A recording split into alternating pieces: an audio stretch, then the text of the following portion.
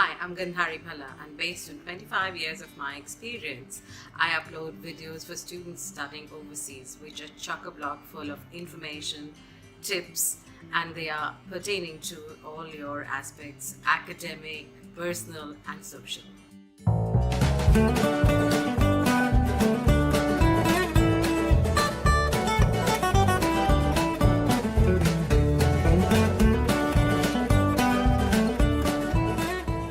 Today's video in particular is for students traveling to the UK for studying a program which is longer than a 6-month duration. It is going to deal with all manners of medical matters that you need to deal with when going as a student. At the time of paying your visa fee, you've also been charged a mandatory health surcharge, which gives you access to care through the National Health Service in UK.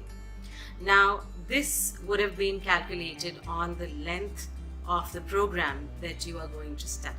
Irrelevant of whether or not you're granted the visa or whether or not you actually use the National Health Service when you're in the UK, this charge is a non-refundable charge.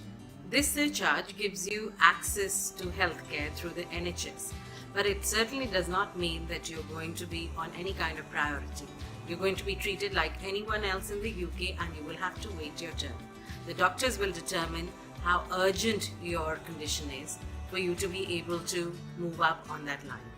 Also, this only gives you access to seeing a doctor. It doesn't actually give you access to free prescriptions or free medication.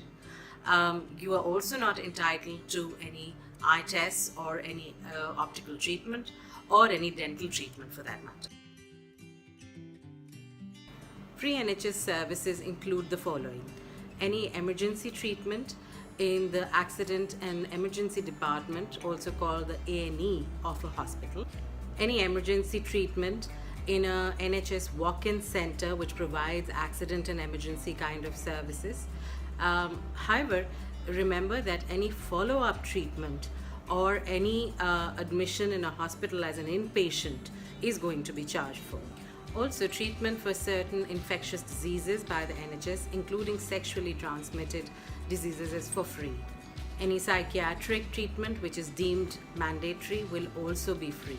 In addition, any family planning services, those are also free, but remember, any maternity treatment or termination of a pregnancy, these are all charged for.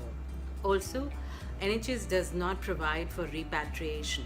So in case you have to go back to your country, you will have to pay for that yourself.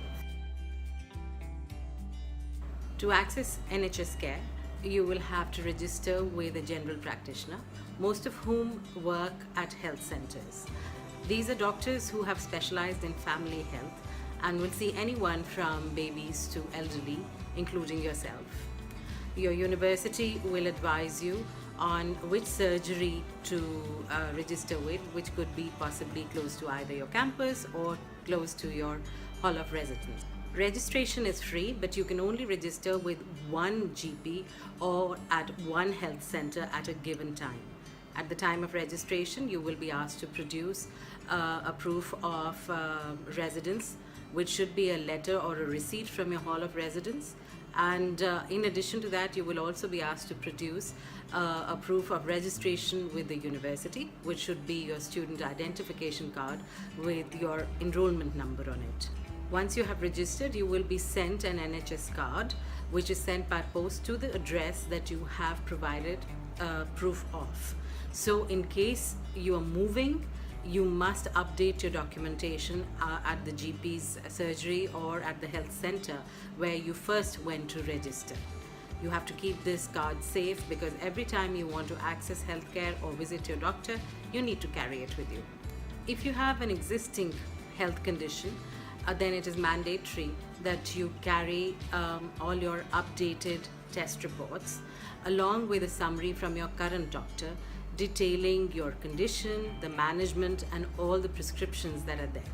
Now, this summary needs to be in English, and once you're there, you need to make an appointment with your surgery or your GP at the earliest so that you can discuss all of this with your new doctor It is possible that they will manage your condition in a different manner because there are different laws of prescribing in the UK. Also, if you're on continuing medication, you must carry at least 12 weeks worth of supply with you to cover the period that it's going to take for you to process the NHS card. Also, for students with existing medical conditions, it would be worth inquiring if you would need additional medical insurance. This you should do before you leave your own country. You can find details of NHS care as well as NHS care specifically for students traveling from overseas on the two websites mentioned on screen now.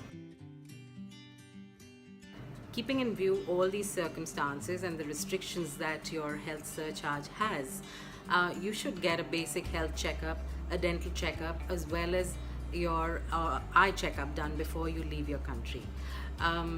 Get any dental work done, any prescription glasses that need updating, please get them all done before you leave. Also, get a tetanus shot done that will make sure that for the next 6 months you don't have to worry about any minor injuries getting infected.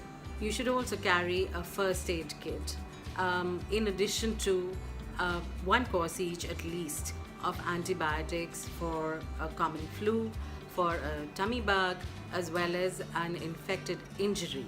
Not only will this save you, a trip to the doctors when you're there and feeling poorly, it will also save you a lot of money because prescriptions are charged for.